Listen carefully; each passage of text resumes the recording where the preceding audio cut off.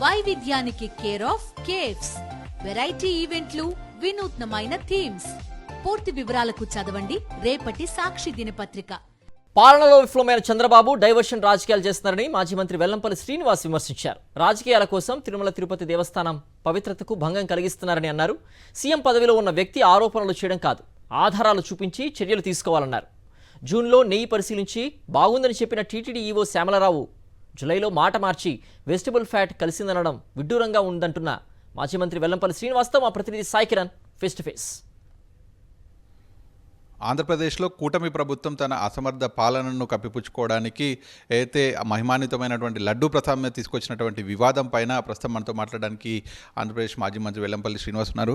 Sir చెప్పండి, ఏకంగా Andhra Pradesh CM Chandrababu Naidu అంతటి మహిమాన్వితమైనటువంటి లడ్డూ ప్రసాదం పైన ఇంతటి వివాదాస్పద వ్యాఖ్యలు, దిగజారుడు వ్యాఖ్యలు అనుకోవచ్చు. అసలు మీరు ఏ విధంగా చూస్తారు ఈ వివాదాన్ని?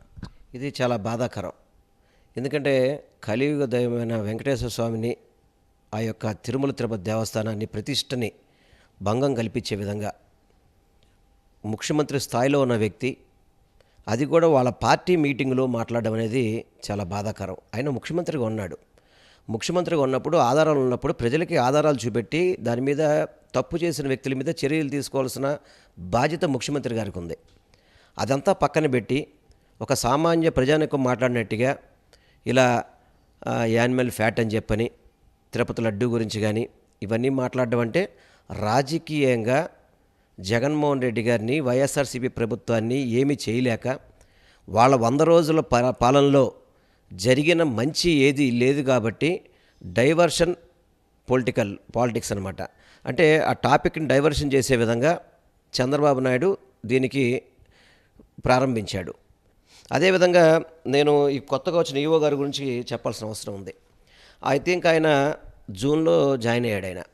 జాయిన్ అయిన వెంటనే ఆయనంతా ఆయనే బాగా మంచి గీ వాడుతున్నాము అని చెప్పని, చక్కటి గీ వాడుతున్నామని చెప్పి ఐ థింక్ జూన్ 21 అనుకుంటున్నా. దీని ప్రకారం నెయ్యి కూడా వాసన చూసి మేము స్వచ్ఛమైన నెయ్యిని వాడుతున్నాం అని చెప్పని జూన్ 21న వారంతా వారే సర్టిఫై చేసిన వాళ్ళ అఫీషియల్ తిరుమల తిరుపతి దేవస్థానం దాంట్లో వచ్చింది పేపర్. ఇది బెస్ట్ క్వాలిటీ అని చెప్పినది.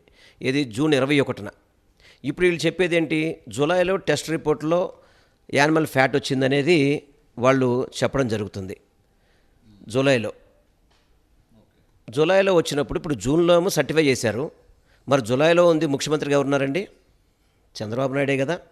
ఇప్పుడు ఏదైతే వీళ్ళు రిపోర్ట్ వచ్చిందన్నారో ఆ ట్యాంక్ని కన్జ్యూమ్ చేశారా, కన్జ్యూమ్ చేయలేదా? జనరల్గా ఏంటంటే ఏ వస్తువు వచ్చినా కానీ కంపల్సరీ తిరుమల తిరుపతి దేవస్థానంలో వాళ్ళకి ల్యాబ్లో పరీక్షించిన తర్వాతే దాన్ని ఇంప్లిమెంట్ చేస్తారు, దాన్ని తయారు చేయడానికి ప్రయత్నం చేస్తారు. ఇది వీళ్ళకి ఇందులో వాళ్ళు చెప్పిన ప్రకారం, చంద్రబాబు నాయుడు గారు చెప్పిన ప్రకారంగా, ఒక ముఖ్యమంత్రి గారు చెప్పిన ప్రకారం కనుక జూలై టెస్ట్లో కనుక తప్పు ఉంటే ఆ కంపెనీ మీద చర్యలు ఎందుకు తీసుకోలేదు, ఆ కంపెనీని ఎందుకు బ్లాక్ చేయలేదు? దేశ రాజకీయాల్లో అసలు ఇట్లాంటి వ్యాఖ్యలు ఏ రాజకీయ నాయకుడైనా కూడా మీరు గతంలో ఎప్పుడైనా చూసారా? అసలు ఒక రాజకీయం కోసం డైరెక్ట్గా అంటే ఒక సీఎంగా ఉన్నప్పుడు ఆయన టెస్టులు చేయించవచ్చు, ఆ రిపోర్టు తెప్పించవచ్చు, ఆ రిపోర్ట్లన్నీ మీడియా ముందు పెట్టి అప్పుడు మాట్లాడవచ్చు, దాని మీద చర్యలు తీసుకోవచ్చు.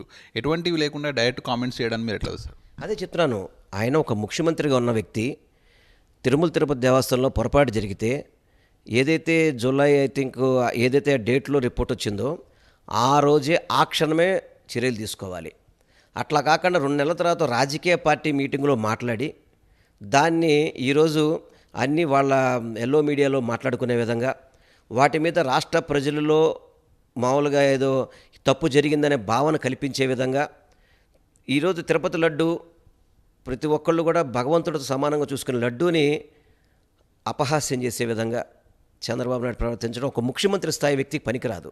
అంటే చంద్రబాబు నాయుడు రాజకీయం కోసం ఏదైనా చేస్తాడన్న సంగతి మనందరికీ కూడా తెలిసిన విషయమే. ఎందుకంటే సాక్షాత్తు హరికృష్ణ చనిపోతేనే కేసీఆర్తో పొత్తు పెట్టుకుందాం అని మాట్లాడుతున్న వ్యక్తి, సాక్షాత్తు పిల్లనిచ్చిన మామూలు వెన్నుపోటు పడిచి ముఖ్యమంత్రి అయ్యారనే సంగతి మనందరికీ కూడా, ప్రజలందరికీ కూడా తెలుసు, అందరూ అనుకుంటాం మాట, అది అందరికీ కూడా తెలిసిన విషయమే. అలాగే వెంకటేశ్వర స్వామిని కూడా నేను ఒక్కటే చెప్తున్నా చంద్రబాబు నాయుడు గారికి, దయచేసి వెంకటేశ్వర స్వామి గారిని రాజకీయాల్లో మన దైవం కలియుగ దైవం ఆయన అందరికీ కూడా, అటువంటి దేవాలయాన్ని పవిత్రతని దెబ్బతీయబాకండి.